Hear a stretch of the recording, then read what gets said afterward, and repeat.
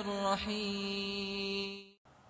بسم الله الرحمن الرحيم. الحمد لله رب العالمين، وأفضل الصلاة وأتم التسليم على سيدنا محمد وعلى آله وصحبه وسلم وبعد. Caricature et mensonge partie 2. Dans une précédente vidéo, nous avions résumé en quelques mots les idées que se faisait le monde occidental du prophète Mohammed sallallahu alayhi wa sallam jusque grossièrement au XIVe siècle. Continuons donc à présent notre enquête, notre humble enquête sur la légende de Mahomet en Europe et son évolution au fur et à mesure du temps. Alors jusqu'au XVIe siècle, finalement, on ne trouve rien de nouveau concernant cette légende. Il faut vraiment passer au XVIIe siècle pour signaler un mensonge, un autre mensonge fabriqué ou du moins répété par Francis Bacon. Alors c'est surprenant, le célèbre promoteur de la méthode expérimentale. Dans un de ses essais, Bacon raconte comme exemple d'imposture que Mahomet dit un jour aux Arabes: « Je peux appeler à moi la montagne qui est là-bas », nous dit-il.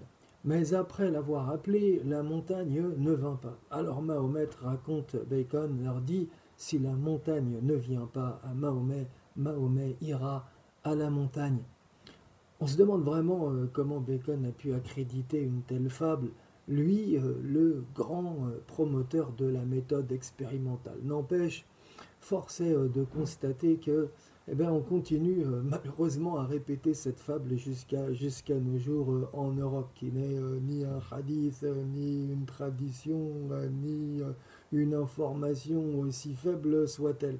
Une fable, simplement une fable qui est rapportée au sujet du prophète Mohammed sallallahu alayhi wa sallam. Puis vient ensuite Hugo de Gros, qui, dans son traité de la vérité de la religion chrétienne, paru en 1627, caractérise ainsi la religion de Mahomet.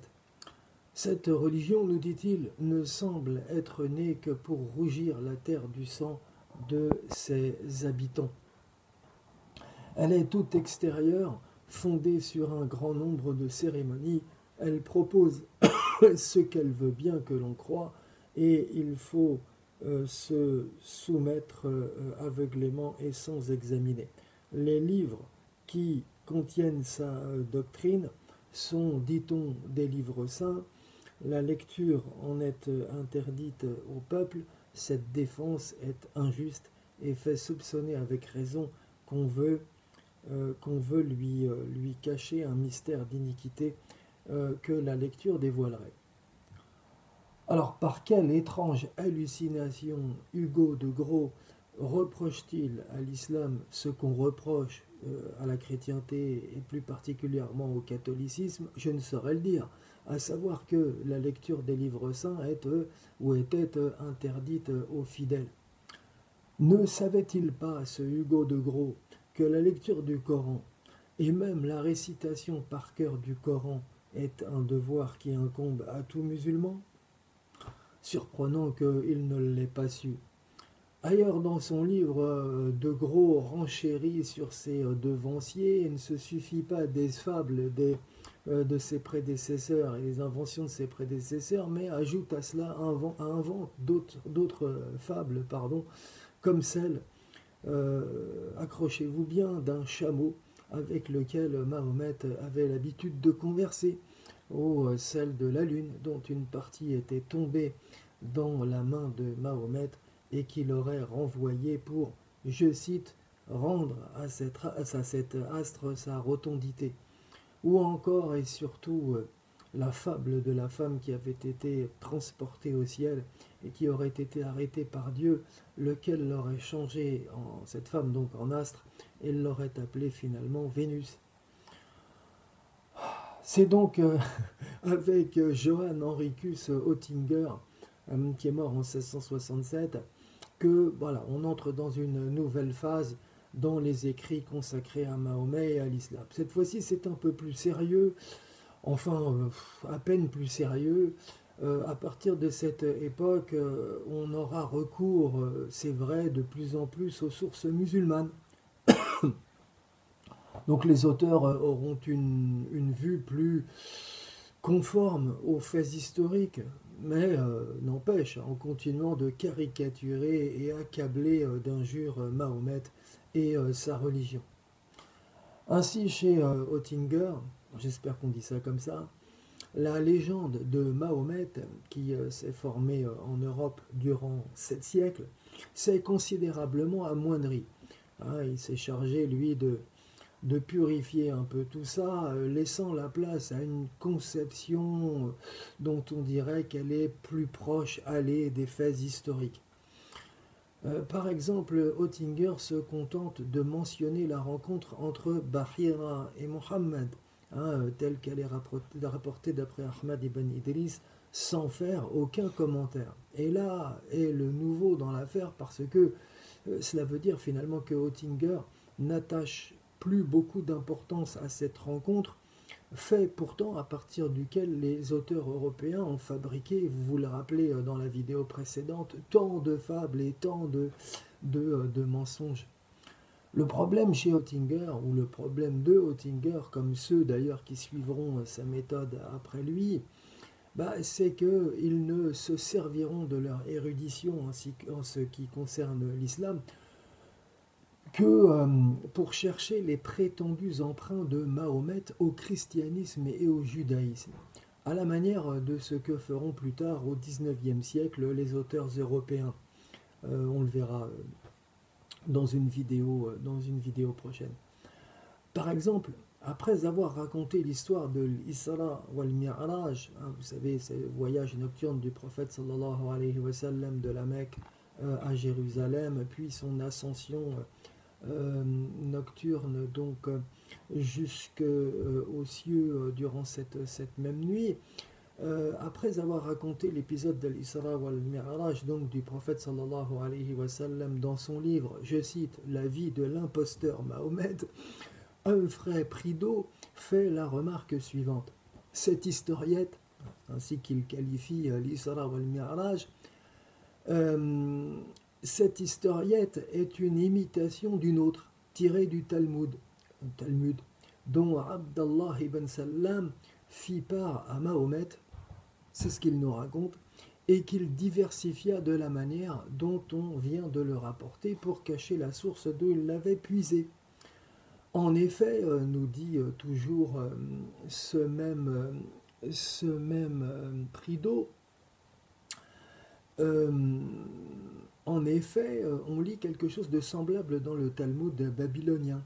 Il s'agit d'un oiseau appelé Zig qui, marchant sur la terre, touche pourtant les cieux de sa tête et qui, par la seule extension de sa tête, cause des éclipses de la lune et du soleil.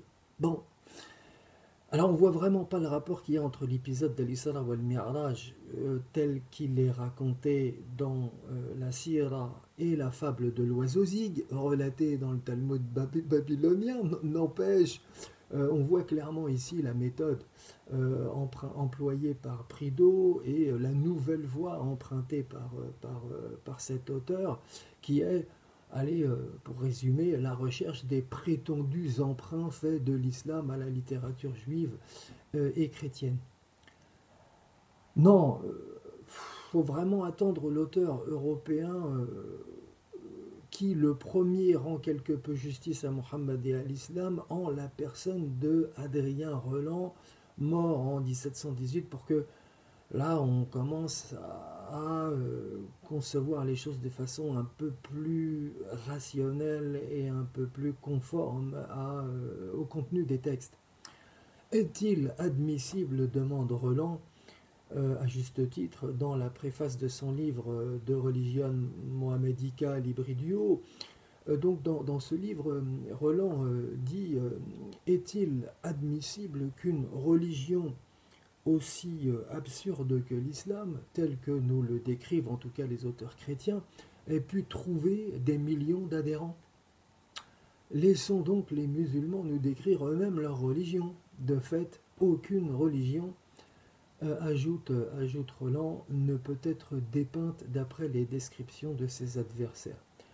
Roland le reconnaît finalement, la cause de la vérité ne peut être servie réellement que par une controverse honnête avec autrui, avec les musulmans en l'occurrence ici.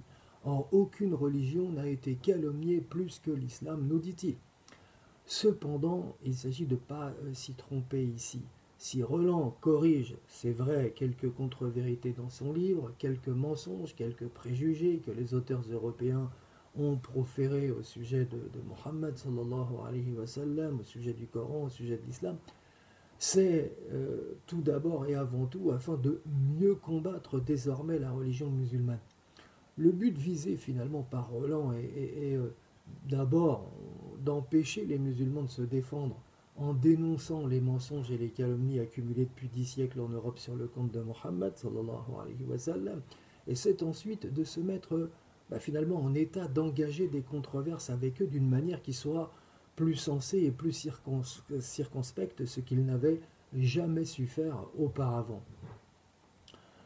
Mais si on laisse de côté cette intention particulière de Roland, son livre a au moins contribué à une chose, c'est empêcher les Européens de se prévaloir de la caricature des faits et des mythes accumulés sur Mohammed sallallahu alayhi wa sallam sans risquer d'être la risée des gens instruits et objectifs.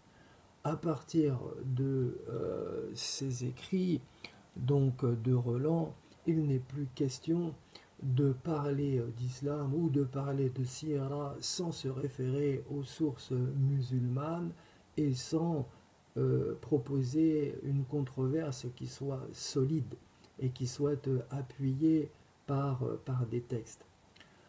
Donc on s'arrête ici, on arrête ici notre enquête sur les idées que les Européens se faisaient de Mohammed sallallahu alayhi wa sallam afin de ne pas être trop long, parce que la suite de cette histoire sera reprise dans une prochaine vidéo. C'est une autre ère qui s'ouvre, celle notamment de Voltaire, mais pas seulement.